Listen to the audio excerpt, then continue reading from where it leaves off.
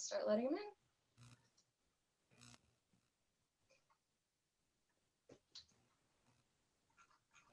Welcome back, everyone. Good to see everyone. Marlene, hi. Hi, Caesar. Good to see you. Hello.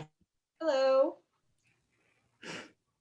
Corey, good to see you. I know you're there. I just saw you flash on screen.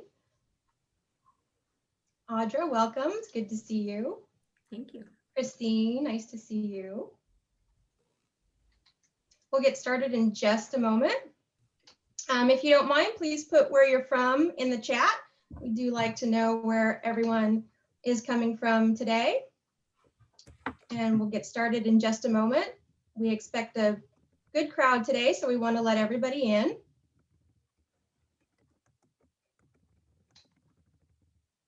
Did everyone watch the Mars landing today? Or the Mars rover landing, I should say. That was pretty interesting. If you didn't see it, it's on YouTube.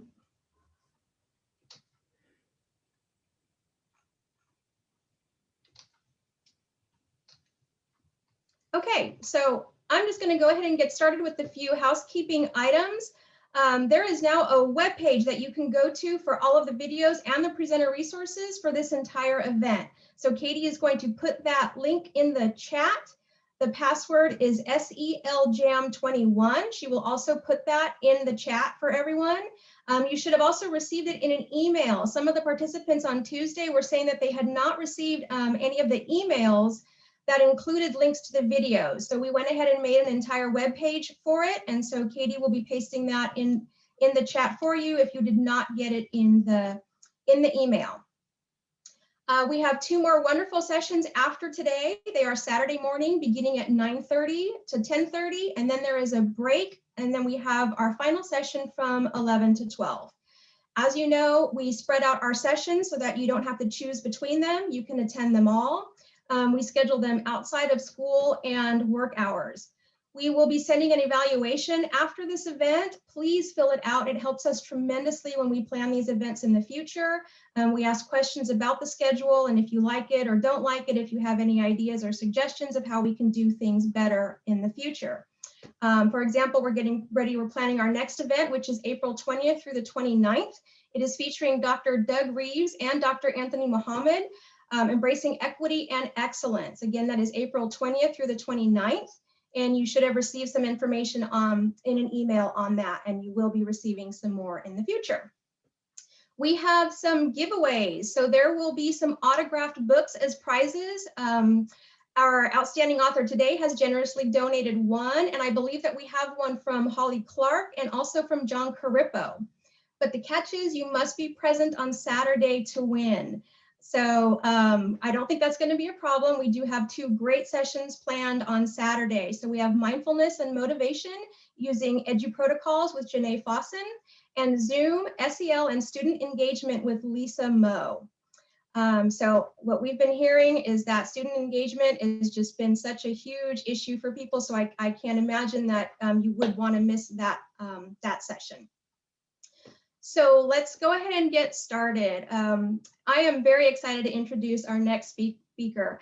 Matt Miller taught in public schools for more than 10 years. His blog, Ditch That Textbook, and 5 books have equipped and inspired tens of thousands of educators in more than 100 countries. He lives in West Central Indiana. I did not know that. And says he's living the dream. He's happily married with 3 kids, 3 dogs, and a mortgage. So please welcome Matt Miller. Hey everyone. All right. It's good to see all of you. I am super excited to get to hang out with all of you. And yes, West Central Indiana, that is true. We have about 8 or 9 inches of snow on the ground right now. And my kids and my wife have been out of school all week long, and they just had tomorrow called too. We've been doing e-learning all week. So yeah, it's interesting times out here. So anyway, good to see all of you jumping into the chat and checking in. Looks like we've got nice representation from all over the state of California. I haven't seen anybody outside of California yet, although there may be. So that's cool. I did want to let you know before we get too far into this that I do love that chat. And so if I mention something during my presentation and you have some experience with it, tell us about it in the chat, and then I'll like give you a shout out during the presentation. Or if you see something in my presentation and it makes you go, oh, I had to try that. Even if you haven't tried it, put it in the chat.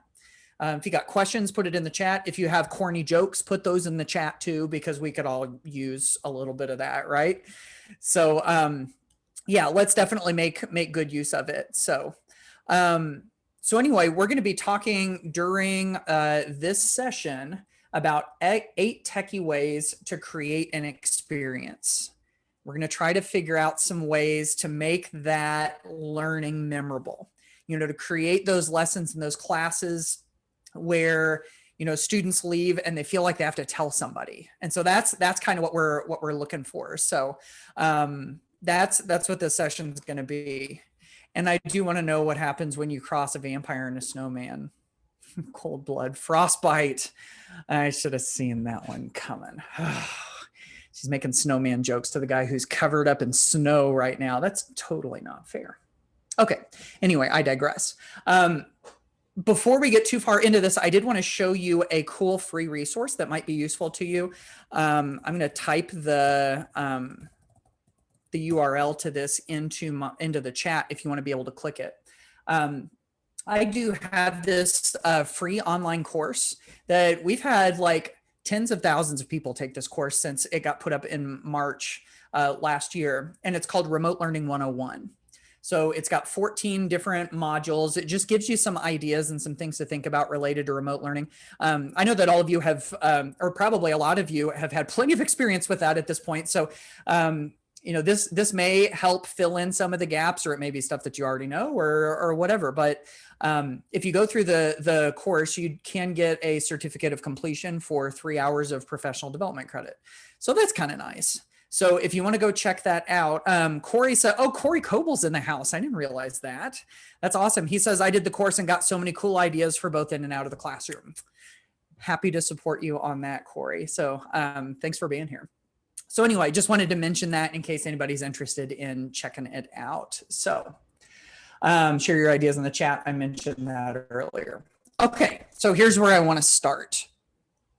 I'm curious to see how many of you are familiar with this book, Teach Like a Pirate by fellow Californian Dave Burgess. Okay, I'm seeing some hands on the camera. If you are familiar with it and you're not on camera, give me a yes or a no, or an I love it, or I read that book every day, or whatever it is for you. I did want to tell you real quick that this book shows you how much of a teacher nerd I really am. See, I got this book. This is my original copy of it right here. I got this all the way back in 2013. And the way you can tell that I'm a teacher nerd is that I asked for this book for my birthday. I asked for a teaching book for my birthday. Anybody else familiar with that? Can anybody sympathize with being that kind of teacher nerd? Yep.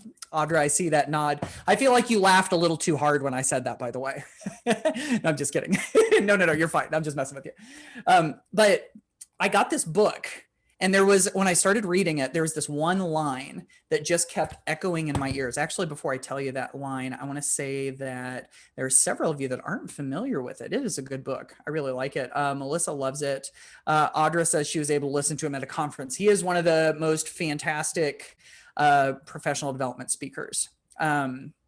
And Corey says, started me on my transformation from worksheet teacher to the class everyone wants to go to. That sounds like a pretty good transformation. So, and Caesar says Dave was the guest speaker for the district. That's awesome. There was this one line in the book that really, really resonated with me. And it was this. Dave Burgess said in Teach Like a Pirate, he said, don't just teach a lesson, create an experience. That's kind of like the lasting quote I feel that has come out of this book and has kind of like hung around for all this time. And I remember reading that line and I was like, yes, that's the kind of class that I want to teach. That's what I want to do. And I thought, even if I don't hit it every single day, that's what I'm going to reach for. That's what I'm going to strive for every day. And as I sort of brainstormed what that might look like, all of these, student engagement ideas, these don't just teach a class, create an experience type of things, I started to realize that all of the brainstorming ideas I came up with had to do with technology. it's just kind of the way that I'm wired, you know? So I started thinking like, oh, we've got these Chromebooks. This one site would be totally awesome for creating an experience. Oh, and we've got a few iPads. There's an app that we could totally use, and this would be amazing.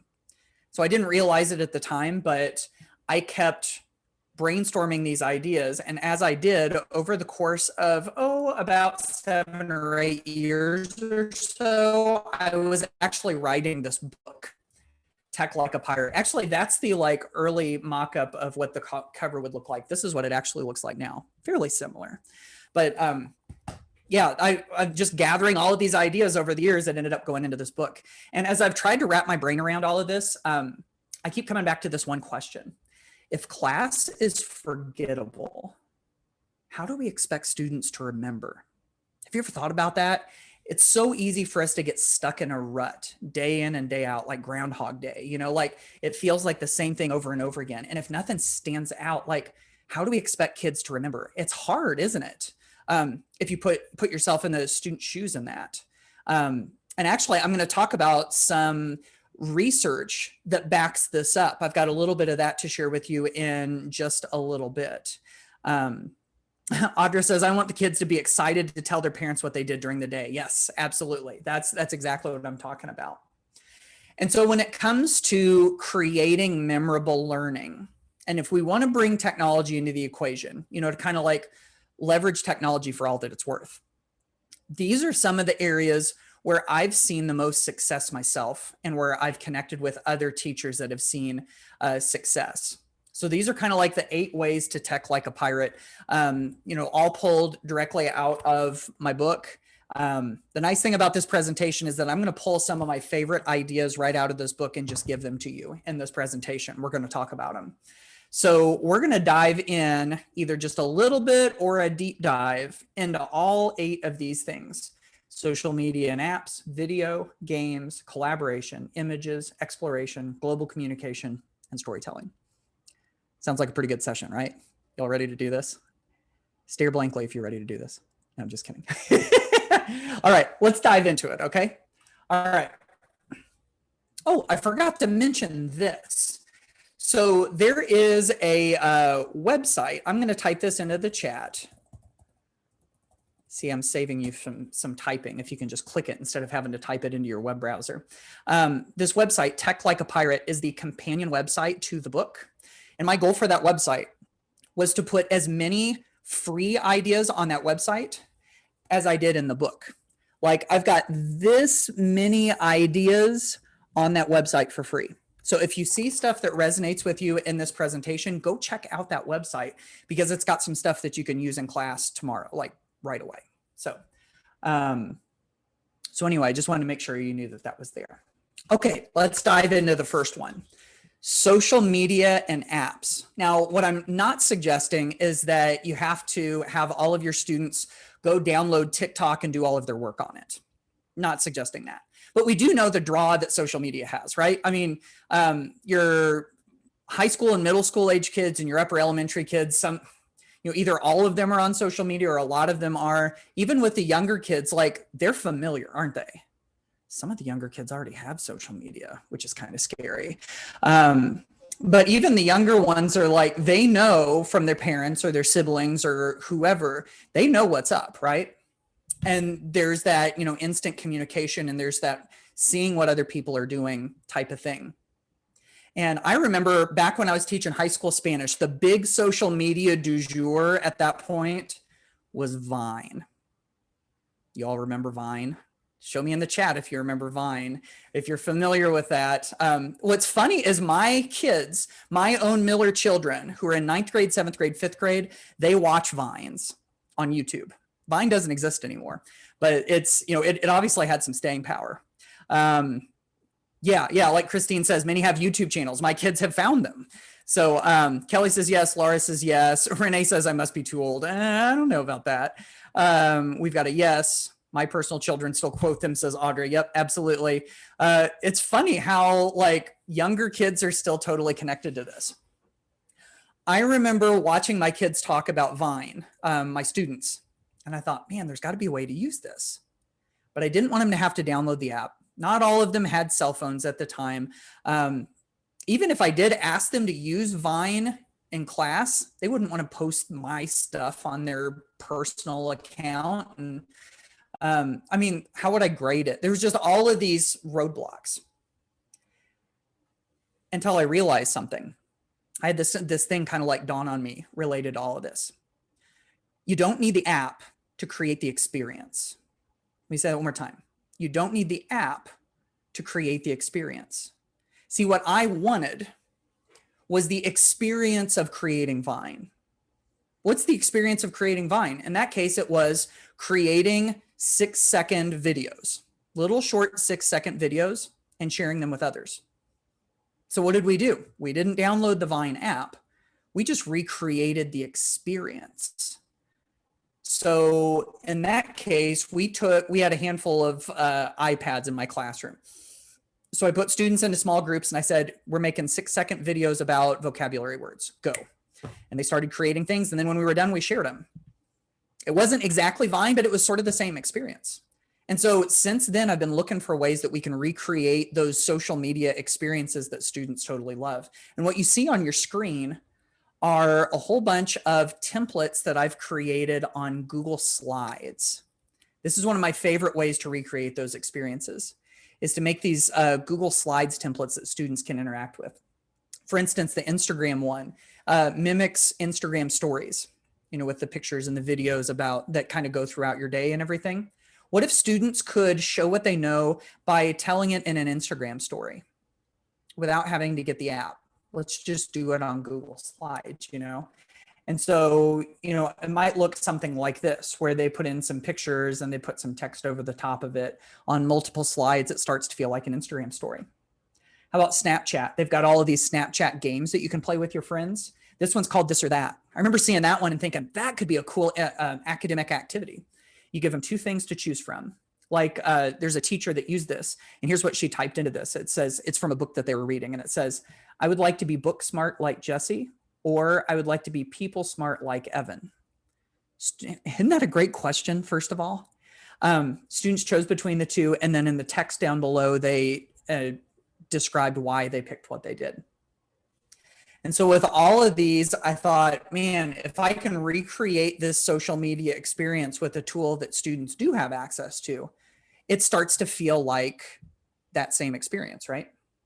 So if you're looking at this on the screen and you're going, okay, these all look cool. I don't have time to make all of that stuff. Or you might be thinking, I don't think I could make all of that stuff. Guess what?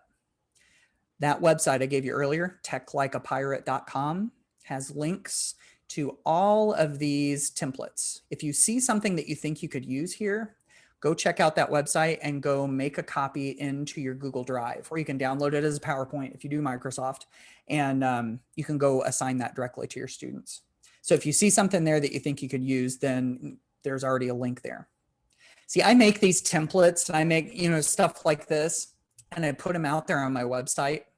And I see that, obviously there's teachers pay teachers out there, right? And I could put them up there for $3 or $5 or a pack of them for $6.99 or something. And I'm like, why would I do that?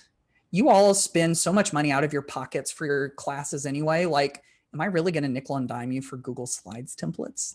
No. Instead of, teachers pay teachers, this is like Matt puts it on his website for free for teachers. It doesn't have the same ring, but that's what we're going to go with anyway. So maybe that's the one takeaway that you get from this section. You don't need the app to create the experience. So you can ask yourself that question. What can I pull from social media or some of those apps that students absolutely love? What elements of that can I pull to recreate the experience, right? Corey says, I use Google Slides for everything but presentations. Yeah, that's the way I am too. So many template ideas out there using Google Slides. Yep, totally agree with that. So that's number 1, social media and apps. Let's go to number 2, video. And obviously, video is very engaging, very effective. YouTube is the world's 2nd largest search engine. So there's something to this whole video thing. A lot of the social media platforms out there that are growing real quick make lots of use of video, your Snapchats, your TikToks, and all of that. And I feel like when we do presentations like this, it's easy to get stuck on the tools. And so you see lots of video tools up there that you could use in your classroom. Curious to see in the chat if you use any of those and like what you do with them. It'd be interesting to see kind of like what everybody does. So take just a second and type into the chat if you're a big fan of any of these, or if your students use them, like what do you guys use it for? Now, see, in a presentation like this, I think it's easy to get stuck on the tools, on the what. I prefer to ask how. Like, how are we going to use it? Instead of what are the tools? I like to ask, how are we going to use it? And so I want to give you a big picture how idea. That's what we're going to go with next. And so here's the how idea I want to share with you. Actually, technically, it starts with a what, but it's really sort of a how idea. What's the lens we can see this activity through? Another way to ask this, can we do this activity as if, those are the two magic words, as if we're somebody else, or as if we're somewhere else, or as if we're in a different time period. See, think about those digital, or those video tools we were talking about. Whenever students do an activity for you on one of those tools, what does it look like a lot of times? I mean, a lot of times, you know, if you can see my little webcam over here, it looks kind of like this, doesn't it? Head and shoulders, student looking directly at the camera, answering questions for an audience of their teacher, maybe their classmates, maybe. And, you know, they're basically doing it because the teacher asked them to do it. Well, what if we bring those two magic words in, those as if? What if they record it as if they're somebody else or someplace else? Let's look at a couple of ideas. And after you kind of get the feel for what I'm talking about here, then if you would, you all are doing fantastic with the chat, by the way, drop any other lenses. Remember I said, what's the lens we can see this activity through? These are all lenses. So drop any other ones that you can think of into the chat, okay? So for instance, instead of recording that video as if they were themselves, what if they recorded it as if they were a news anchor reporting on the day's news? So whatever they just learned, they're reporting it as if they're a news anchor. Or go down below that to the on the scenes TV reporter, and they, you know, go someplace and record. So they could be, you know, in their yard or in a different part of the school or in their basement or the garage or whatever. And, you know, the recording as if they're on the scene. In fact, if you use Flipgrid as your tool, they have these frames you can put on your video. And one of them is a lower third at the bottom that says breaking news, which even makes it feel a little bit more like that. How about a horror movie? Do you all remember Blair Witch Project? Anybody remember that one? It was not the pinnacle of modern cinema, that's for sure. But it was different. It was shot as if it was on like a wobbly camcorder, and it was first person. So you felt like you were going into this like super scary situation right alongside these other people and experiencing it with them. First person. Kind of set the scene for, you know, the mockumentary type shows that we've got now, like The Office and Parks and Rec and all of that. Like, what if you use that? Or a reality game show like Cash Cab. If you've ever watched that one, you know, they hop in the car and the host is driving and he asks questions. And if they answer enough questions, by the time they get to the destination, they get cash. Like any of that stuff could be a good lens. And I can see that you all are already dropping some good lenses into the chat here. Reality TV with story characters. As if they're their pet. Elaine, I love that one. That's awesome. I love that. We've got a historical figure, as if they're the historical figure we've been studying, as if they're a detective. See, that would be a neat thing if you're gathering context clues or if you're trying to figure something out, frame it as a detective. I love that. How-to tutorials from kids, or to kids from kids, for kids from kids is the way Vanessa put it. So any of that stuff, those are all really good ones. Somebody said, yeah, a detective and a pet, as if they're the teacher or the principal. That's a good one too. I like that. Crystal says they could rewrite a novel or story the way they wanted it to end. That is brilliant. I love that. See, any of this stuff is different, isn't it, than just asking them to go head and shoulders directly to the camera. So that could be one simple little twist that you could put on doing video. I want to hang on this video thing for just a second. I hope you're all are okay with that. let me get rid of my screen share real quick. And I'm going to talk to you over here on my camera. So hopefully you all are able to see me on my camera. So the other thing I wanted to bring up real quick is that if we're doing video and we want to come up with some creative things that kids can do, some memorable things, we have some really great inspiration available to us at any given moment. Just go to YouTube. Have you ever thought about that? You go and you see what's popular on YouTube and you ask yourself the question, can I make an activity out of that? So think about, in fact, let me ask you in the chat real quick, okay? Just you personally, not asking about your students, just you personally. What kind of stuff do you watch on YouTube? Just drop that in the chat for me, if you would. What kind of stuff do you watch on YouTube? Or a different version of that question could be, do you have any preferred YouTubers or YouTube channels? Drop that in the chat too, if you've got any of that stuff. Super curious to see what you all have to say. We've got how-to videos, sports, how-to anything, how to code videos, art, home improvement, TED Talks, Mars rover landing. Of course, Kathy, you were talking about that in your introduction. Nice. That must have really had an impact on you. I'm going to have to go back and check that out. I saw that it happened today, but I haven't watched it. Kathy says, my daughter said Minecraft. There are lots of Minecraft videos out there. How-to videos, music videos, garden answer videos, teacher tips, home improvement, murder mystery and makeup. Nice. Reaction videos, politics, movies. Man, you all put a lot of good stuff in here. Pet rescue videos. I didn't even know that was a thing. Kids react. Denise says, I'm a school counselor, so I'm always looking for middle school animated videos that teach SEL. Yeah, absolutely. Kid president. Yes. Any of this stuff, how magic tricks work. Okay, so this is a perfect example. We've got a wide variety of stuff out there. And so if you look at the different types of videos that are out there, you might be able to pull some inspiration. Like for instance, there's one type in particular that, that really sort of spoke to me that I thought would be a really cool academic task. The unboxing video. Have any of you watched unboxing videos before? If you've ever watched an unboxing video, tell us what kind in the chat, okay? Because there are all sorts of different kinds of unboxing videos out there. You have, and by the way, if you're not familiar with an unboxing video, it's very simple. Someone on YouTube gets a box. They buy something from the store, they get it shipped to them, something like that. They turn on their camera and they take it out of the box. And they just tell you what it is and what it looks like, and they react to it. That's it.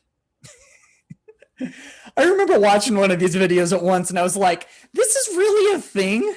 Like people actually watch these and they are wildly popular. I don't know what the deal is, but they are wildly popular. So Berta's watched a makeup unboxing video. Those are a big one. Rachel says tech. Yeah, like cell phones. Those are big ones for unboxing videos. Kids love unboxing toys and games. Yep, absolutely. Electronics, toys, iPhone, Lego builds or supplies that are surprisingly satisfying, I bet. Yeah. Kathy says her daughter watched them so much that she actually became concerned and she watched toy unboxing videos. Apparently there is some like little bitty kid that is making a killing on YouTube doing toy unboxing videos. Yeah. I'm seeing Ryan. Yeah, there's probably a bunch of them, I bet. Okay, so anyway, so you all get the gist of what I'm talking about with the unboxing video, right? Imagine doing one as a task in class, like as an activity in class. Let me show you sort of what it might look like. So right next to me, right here, I just happen to have a box. So I'm going to pretend like I'm going to click record right now. And I'm going to record an unboxing activity, something similar to what you could do in class. So while I'm doing this, keep your teacher hat on and be thinking about how this could be used in class and drop it in the chat whenever you're ready, okay? All right, actually, I'm gonna hit record right now. Oh my goodness. Folks, I got this box in the mail and it's unbelievable because I'm looking at the mailing label right here and it is a box to me from the 80s. I am super curious to see what's inside this box. I know, I can see the excitement from some of you. So open this up and oh my goodness, there's a lot of good stuff in here. But of course, the thing on the top, we got to get to this first. It's a letter. So someone from me from the 80s wrote myself a letter. Let me see what it says. It says, "Dear Matt, here is a box for you from the past. So you remember where you came from and you remember your roots." Okay. It's a nice way to set the context of the box. Oh man, check this stuff out. Do you remember when we used to not save things to the cloud and we used to save them to these? Do you remember that? Oh man. And if you had a great big file, you had to span it across a whole bunch of them, right? So you had to have like a whole fistful of these things to get like one great big picture. You know what I'm talking about? Oh, those were the days. How about when we used to not listen to the radio on our phone and we used to listen to it on one of these guys with the antenna? And of course you had the tuning, the little tuning wheel where you had to tune it to like the 0.5 millimeter to get the station to come in just right. See, I live out in the middle of nowhere, so we would have to do that to get some of the stations in. Do you remember when we used to not take pictures on our phones, but we used to take them with these dinosaurs? Do you remember that? Like real cameras with real film. And if you exposed the film, you lost all of your pictures. It's kind of like the, kind of like similarity to dropping your phone in the toilet these days. How about when our phones weren't so smart and flip phones were the big thing with the antenna too? And you remember when we used to have to text by pushing the keypad? Do you remember that? Like if I wanted a Z, I had to hit that 9 key 4 times. Do you remember those days? I used to know a guy, a teacher in my school, and he would like, I mean, his thumbs were like furiously typing and he'd just be looking at me, just having a conversation, thumbs furiously texting someone. And I'm like, "Are you paying attention to me?" And he's like, he knew exactly what I was saying. And he was just like cranking out these texts. Do you remember this? Those were the days, right? Let me ask you, because that's the end of my box right there. If you were going to make one of these boxes from the 80s, what else would you put in there? What else could go in a box like this? I know some of you are going to be like, "Sorry, I wasn't alive in the 80s. No, that's fine. You're allowed to not be alive in the 80s, but I'm allowed to scoff at it, for goodness sake. All right, so what else could go in a box like that? I'm watching the chat. I'm super curious to see. Oh, there's a bunch of stuff already. This is good. All right, I'm gonna start reading through some of these real fast. Yeah, Corey had the joke from I saw this on Facebook a couple times. He says, "You 3D printed the save button." You guys heard that one before? You 3D printed the save button. Yep, that's right. Floppy disks. The film canisters. Yeah, I know. Corey says playing Snake was the ultimate phone game. Yep, absolutely. Let's see what else. Walkman, movie posters, neon everything. Vanessa, I love this idea. Oh, and you're getting like all feiny on me. Oh, this is great. Banana clips. I didn't even think about that. Those were the days, huh? Cassette tapes, VHS, Aquanet, Marlene says. Records, shake weights, scrunchies, and they are back. Let's see. Snake, like you can move on Rubik's Cube, VHS. And some of you are already starting to think of how this could work in class, right? Like Renee says, I would put items having to do with a letter or a word of the week. That could be your box. Absolutely. Audra says we were studying Alaska and couldn't put in pictures from there. See, that's the other thing about these boxes. If you want to do one of these unboxing activities, you don't have to have physical things. You could always just put printouts or pictures or drawings or something like that and unbox those. So it's not like I have to have cool things. I have to own neat possessions to make one of these things work. You can, it's a really equitable task, actually. Yeah, so any of that. Jeanette says sequin glove. Just one sequin glove. So let me ask you to put that teacher hat on. And if you see an activity like this unboxing video that I just did, what could you have students unbox? Who could be the person who sent the box to your student? Could your student play the part of somebody else unboxing something? And then what would go inside the box? What could they say about the box or what was in the box? What would not go in the box? What would go in the letter? Like all of these things are all questions that you can ask about this. if you like the idea of this activity and you want to try it out, I have a resource for you. It's going in the chat right now. I've written a whole post about the unboxing activity. It also includes a 3-page planning guide that you can use with your students. If you've got littles, you can just look through it and come up with questions that you could ask the kids. Or if you've got the bigs, you could pass that planning guide along to them. So, you know, feel free to go check out that resource if you want to. But I think the sky's the limit for this activity. I think there's a lot of fun that you could potentially have with it. And what's neat, of course, is that it does reflect what students are seeing and doing on YouTube. Because you know they're on YouTube, right? Okay, so that's yet another one. That's number 2 video. I've gone for more than half an hour and I've gotten through 2 things. But I knew I was going to go deep into this second one, so we're still in good shape. Let's keep moving. Let's go to number 3, which is games. I think all of us in some way, shape, or form love a good game, you know, no matter what form they come in. And I'm curious to see in the chat, let's just keep that chat. That chat has been on fire this whole presentation. So let's just keep it going. Is there any way that you incorporate games into your class? Or is there any way that you have looked at a successful game and pulled one little aspect of it out to make your class more interesting? See, the great thing about games is that there is inspiration everywhere.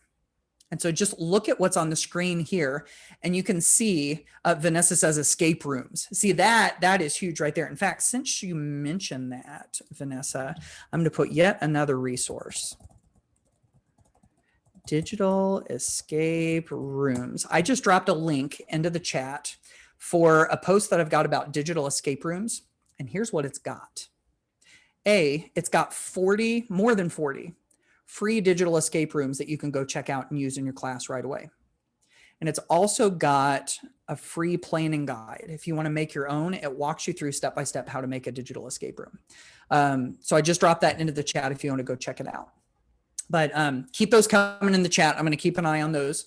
But if you look on the screen, where's our inspiration? Console video games, Xbox, PlayStation. Have you heard of Fortnite? See, one of the neat things about Fortnite is that one of the first decisions you make as a player is you have to figure out where you're going to drop into the map. There's this great big map, and then they figure out where they're going to drop. There's a teacher in Texas, Tom Spall. He created a whole choice board around the Fortnite map. In fact, if you just run off to Google and you type in Tom Spall, S-P-A-L-L, Fortnite choice menu, I bet you can probably find it and download it and use it yourself. So he turned the idea of where are we going to drop into the map, into a choice board to make it more like something kids would be interested in. I just realized that I am not sharing my screen. Sorry about that. Rookie mistake. Hello, my name is Matt, and I've never used Zoom before. There we go. There's all of the inspiration I was talking about. Console video games. I'm going to jump into the chat real quick and see what else we've got. Denise says Jeopardy. Kayleen says Kahoot to review vocabulary words. Kathy says Nearpods climb the mountain. What else? Caesar says Blookit. I'm just started seeing some stuff about Blookit. That looks like a pretty cool thing. Corey says my son and I have done 2 real escape rooms, and he was so excited he actually built one in Minecraft. That's awesome. Samantha, an art teacher, says we have made our own tabletop games. One kid made a 3D basketball style game that was about 3 feet tall. Fun for figuring out how things work. Renee has the point game. It's kids against the queen. If a student that I haven't called on answers or makes a lot of noise, I get the points. I always win the first game and then never again. So more good stuff in here. Vanessa's talking about Among Us lessons, where a student can be sus, the imposter, and tries to sabotage the lesson with false facts. That's pretty clever. I like that. That's good. Let's jump back onto the screen real quick and talk about some more mobile app games. Do you remember Pokemon Go? Does anybody still play Pokemon Go? I'm watching your cameras. Anybody? Okay, Renee is giving me a nod. Yeah. Oh, no? Okay. Oh, you're going to I'm sorry. Okay. Another teacher that I know plays it. It's like her Friday getaway. Nice. Yeah. So that goes to show you that people, it was like the craze a few years ago, wasn't it? And that goes to show you people are still playing it. I mean, if you think about it, Pokemon Go is all about making a collection, collecting rare Pokemon. Got to catch them all, right? So what if you created some sort of situation in your classroom where students could do X, Y, and Z and earn this one piece to their collection? It could be earning characters. It could be earning items. I have a friend who has a Star Wars theme, and students earn their lightsabers and a whole bunch of equipment related to Star Wars by doing different things in class to earn them. Just by doing that stuff, that can add a layer of motivation that grades won't even do, you know? I mean, you could go on and on: board games, role-playing games, playground games, retail rewards programs, those Starbucks stars. Anybody else know what I'm talking about with those Starbucks stars? Like, I don't even like Starbucks coffee that much, but I will buy Starbucks coffee, which I don't like that much, so that I can earn stars to get free coffee that I don't like that much. Like, this doesn't make any sense. There is some sort of mystical power that these Starbucks stars have over me. But if you have some sort of rewards program in your class, I mean, think about the rewards programs that you may be a part of. And if you have a way to spend those points, then by golly, you're going to spend those points. So like, let's use that to our advantage, you know? Lots of possibilities when it comes to this. Let's see. Renee said, find the fib. That's another way that you could bring games in. Totally love that. This one I wanted to share with you just super quick. This is about collaboration. You know, kids love to be social. They love to do things with their friends. This is one of my favorite ways in a normal face-to-face class to have kids get up and collaborate a little bit. See if they make something for you digitally, you know, a slide or a video or a document or an image or whatever. Have them all bring it up on their devices, like all at once. Just say, okay, everybody bring this up on your device. Once they all have it pulled up, you have everybody stand up, push in their seats, and then they go do a digital gallery walk. Gets them up out of their seats. It lets them actually interact and talk to each other. What you can even do with this is you can have them do it in groups. So what you see on your screen right here, like look at this top right group here. You could have this one student right here do a presentation about whatever it is that they've made. Just a little 1-minute presentation. You can even give them questions or like sentence stems. Here's what my project was about. Here's what I learned in it. Here's what I struggled with. Here's how I solved my problems. Here's how I do it differently next time. You know, some like reflective type things. And then you have them talk for a minute and a half, 2 minutes. Then you say, rotate. Next kid does it. Rotate. Next kid does it. Rotate. Next kid does it. You have these presentations where they get to talk and reflect. They do it in short amounts of time. And if you do 4 rotations, it's done in a matter of like 4, 5, 6, 7 minutes, something like that. Oh, Salman asked, can I see the Olympic slide? I tried to sneak by that fast enough that you all didn't notice it. Yes, I'll give you the short version of it. This is me trying to hustle through and make sure I get to everything. But since you asked, I will tell you about it. Yes. I guess we do have the Olympics coming up, so this could be very timely, right? So this is a way that I fit games into my class and I made it an experience. So, it was the end of the school year and it was an Olympic year, kind of like what we're coming up on here pretty soon. And we were getting ready to do final exams in my Spanish class. And usually we would take, 3 or 4 days. We'd do some review games and all of that, but they were just one-off games and they like didn't matter to anybody. And so I thought, how can I make this an experience? So we turned it into Spanish class Olympics. And what did we do? We put kids into teams. The teams were kind of like countries. And each day we would play a different type of review game. We might play Kahoot one day. I had a game called Row Wars, where it had a little piece of paper and I had a bunch of different questions on it. And then there'd be like 3 rows of students. And so I'd hand the paper to one, or everybody would start in the front row. They'd answer a question, hand it back to the next person. Answer a question, hand it back to the next person. This person was in the back. Answer a question, hand it back up. Answer a question, hand it back up. And then they'd have to go turn the paper in. And whoever did it first got more points. Then there was trash get ball. Anybody play trash get ball before? Any of you familiar with it? I felt like since I'm from Indiana and basketball is like our thing, I thought maybe that was just an Indiana thing, but apparently not. Marlene knows what I'm talking about. I saw that hand. Yep. There's several of you. Vanessa's like, yes. Melissa's like, yes. Yes, Pacers. Yep, Pacers fan here. Absolutely. So Vanessa's like, and Grudge Ball too. I've heard a lot about that one. Anyway, we played these games, and if they won, they got the gold medal and they got 5 points. Silver medal, 3, bronze medal, 1. We kept a leaderboard.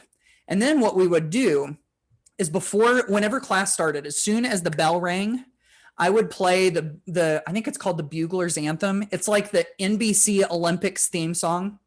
You all know what I'm talking about? The boom, boom, boom, boom, boom, bum, bum, bum, bum.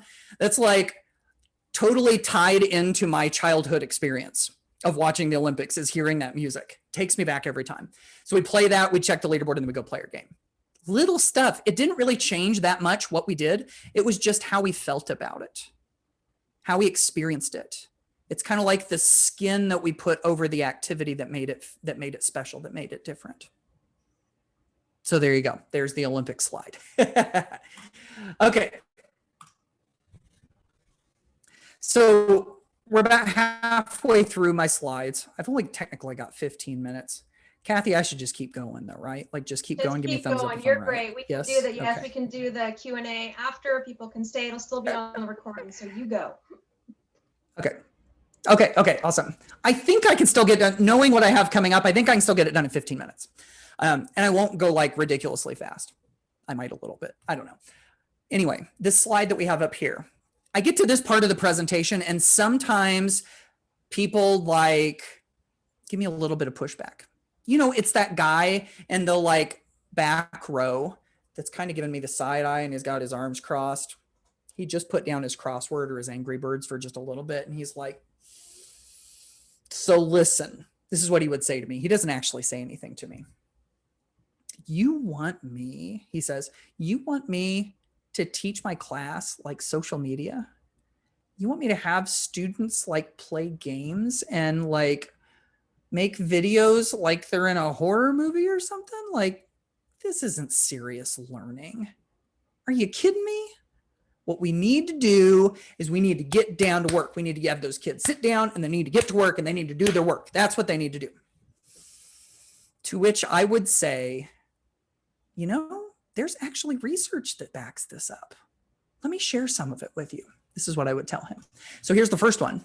This is from the book, The Happiness Advantage by Sean Acor, which tells us from his research that he did in the book that we as human beings are 31% more productive whenever our overall emotional being is not at negative. See, this is my little emotional being needle on the scale here, okay?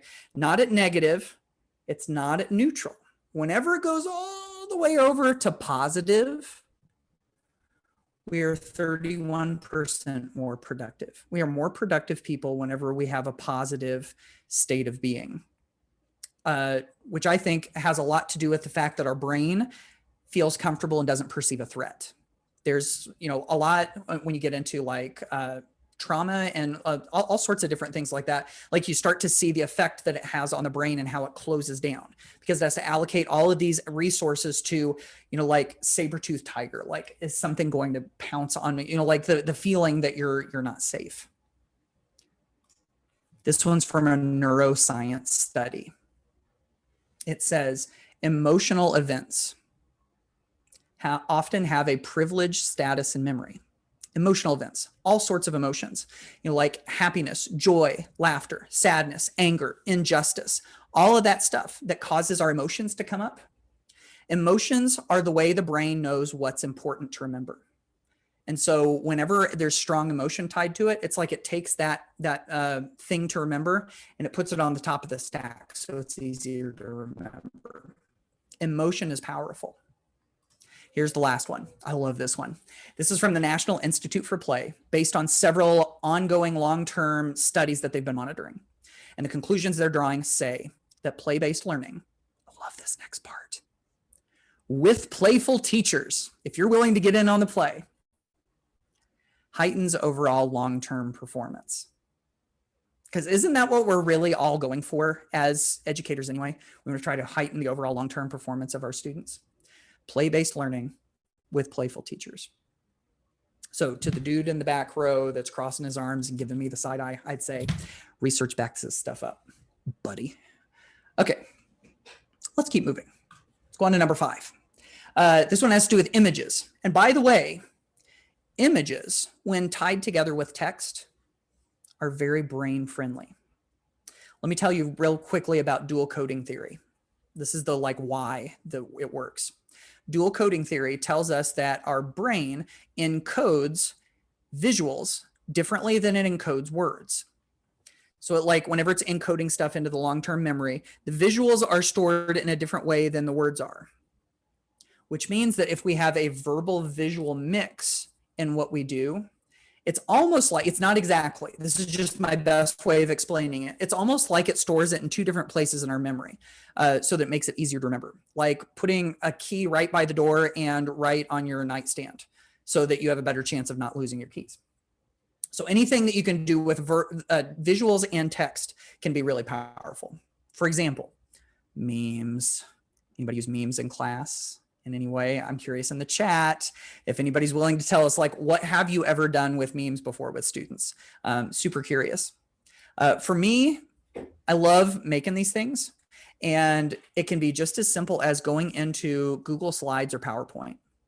Just use one slide, put a picture on the slide, put 2 text boxes on it, and you're done. If you're using Google Slides, by the way, you can use the traditional meme font. The traditional meme font, by the way, is Impact. It's a font that you can use in Google as well as lots of other things. It's called Impact. Turn it white, boom. It looks like the traditional meme font. Corey says history memes. Sherry says I use Jamboard and put a picture and have students post meme. I love that. That's great. Those are collaborative memes. Let me show you another way you can bring those visuals in. Infographics. I adore these things. I kind of like to joke that infographics are like my love language. Like if I have something to say, I feel like I want to say it in an infographic. Don't worry, I didn't propose to my wife in an infographic. But if I have something to share, I kind of like doing it this way. And I'll pull in these icons, like for instance, my favorite place to get icons. I'm going to give you the link in the chat real quick, thenounproject.com. There's also flaticon.com. Either one of those is really good. Corey, make your own clickbait advertisements. Oh, wait, that might be your activity that you do with the memes. You might be serious about that. Something about that made me chuckle, though. Speaking of infographics, somebody just said, who was it? Denise says, I would love to know how to make an infographic. Let me show you. I have a link in the chat, ditchthattextbook.com/infographics. It's a whole post about how you can use Google Slides or Google Drawings to make infographics. Now, if you look at one of these and you're like, oh, I don't think my kids could do this. Too much text, too many visuals. Can't make it look nice like this. Guess what? I have something for you. At that same link, that same infographics link, I've made a Google Slides template. It is a drag and drop infographics template.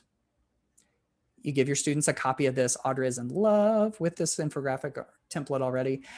You give your students a link to this and they make their own copy. And then all they do is they start dragging things in, because you see, this is the slide. This white rectangle is the slide. All the other stuff around it is just stuff that they can use.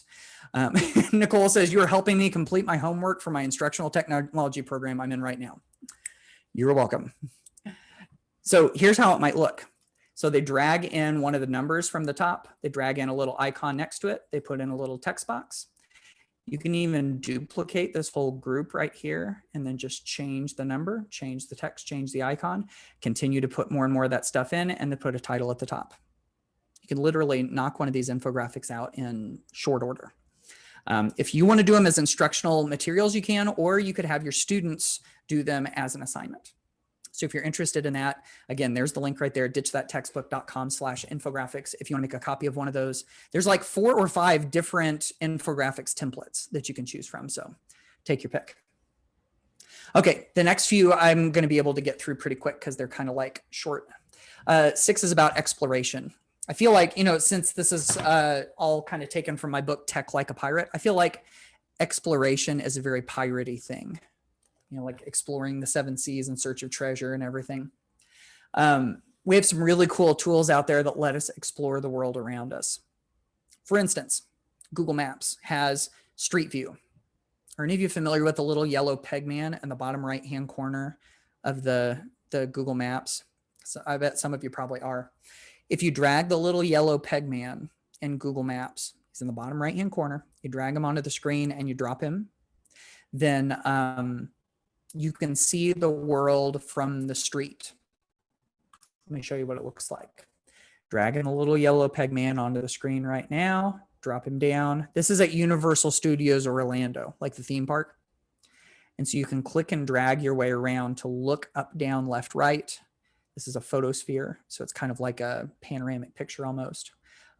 Forgive me if my internet is slowing down a little bit. I hope you can still see. And so you can walk up and down the streets, walk up and down wherever it is. It's almost like having an on-demand virtual field trip, which is kind of amazing. In addition to that, you can actually go inside of buildings, some like historical or popular buildings. Like for instance, this one right here is Alcatraz, not too far away from some of you actually. But if you wanted to take a quick on-demand virtual field trip, you drop the little yellow peg man down into Alcatraz, you can walk around. I love that in places like this, like museums and stuff like this, you can actually zoom in on the posters and read them as if you were actually there. So it's kind of like the next best thing to being there, right? So just do a little trial and error, drop the little yellow peg man from Google Maps into some places that you study and see what you find. It's pretty cool. Then of course, we also have to talk about Google Earth and its 3D mode. If you hold in Shift, click and drag, you can tilt the world like this so you can see it from the side. Talk about creating an experience. I like the idea of telling students, if we're getting ready to do this, tell them we're going on a helicopter tour. Again, it's all about the experience. Don't just teach a lesson, create an experience, right? Tell them we're about to go on a helicopter tour because that's what this feels like. You pull up Google Earth, hold in Shift, click and drag, it tilts the Earth and now it feels like you're in a helicopter over Manhattan. Pretty cool. This one, I could do a whole presentation on this one, global communication. This is all about using video calls to connect with people, like virtual guests, to take free on-demand or free live virtual field trips, to connect your class with another class. Like some of my favorite experiences from the classroom had to do with other classes that we got connected with. So if you just start to think of like, where are some places? I will say a lot of zoos will do free virtual field trips with a live video call. A lot of museums will do it. A lot of national parks will do it. A lot of historical sites will do it. There's just all sorts of these locations. We used to have this really great resource, skypeintheclassroom.com, that had a big list of a lot of these, but it doesn't exist anymore. So I'm still trying to figure out where to find like a comprehensive guide of where to find a whole bunch of these. I'm thinking I might just make one. Like if it doesn't exist, I think I might just make one. So anyhow, that's that. Let's go to the big finish real quick because we got just a couple minutes left.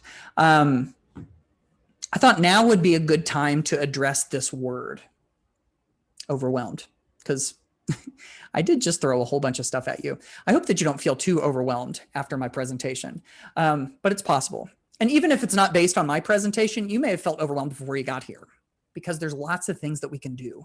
We have lots of things that we can choose from, and it's easy to feel overwhelmed. You're like, I don't even know what I don't know.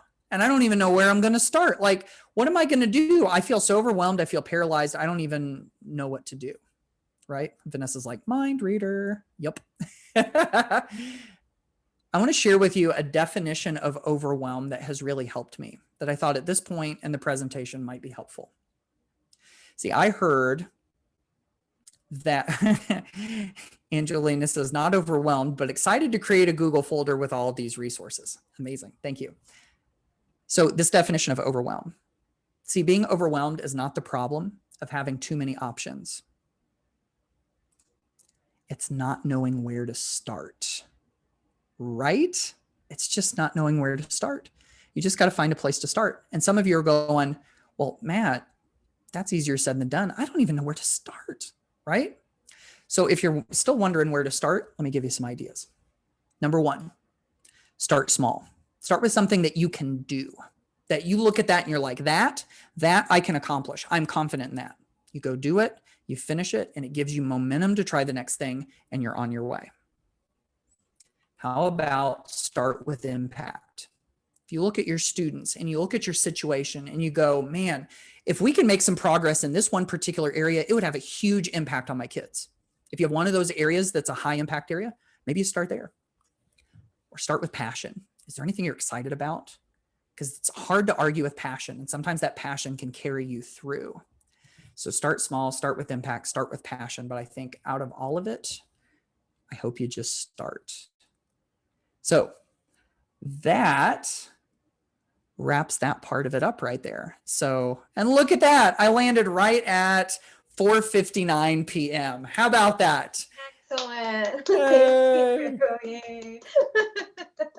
Thank you so much. And again, since it is right at 5 o'clock, we don't want to get into anyone's time. If you do have to go, please feel free. And remember, we're still recording. So if you want to catch the Q&A later, you can always watch it on the video, which will be available at some time tomorrow. So it takes us time to process it, and then it will be on that webpage. Hopefully, Katie will paste that link again in the chat for you all. But if we do have any questions, Matt is happy to stay and answer a few questions. We prefer you to raise your hand or take yourself off of mute. If you'd just like to comment, we're okay. We've got all of the resources in the chat right now. It was a great conference. See, I think you handled so much, Matt, that they're just getting ready to get started on it. There you go. That's right. Hey, I said just start, right? Yeah, I think they are. Yes. Yeah. Yeah. So that is great. Awesome. Thank you so much. I do want to just remind everyone that, if you give a shout out to John Carippo, our first keynote speaker for this thing, he's the one that organized this whole thing. He is the reason why Matt is here presenting for you at no charge to us. So we want to thank John Carippo again and thank Matt Miller so much. We really appreciate this. Don't forget our Saturday sessions and the book giveaways. And we will have the links, all of that on our website as well tomorrow, so that you can get all of these resources tomorrow by the afternoon. So thank you so much, everyone. We appreciate you being here. All right. Great. Thanks so much. Okay. Thank you, Matt. Bye-bye.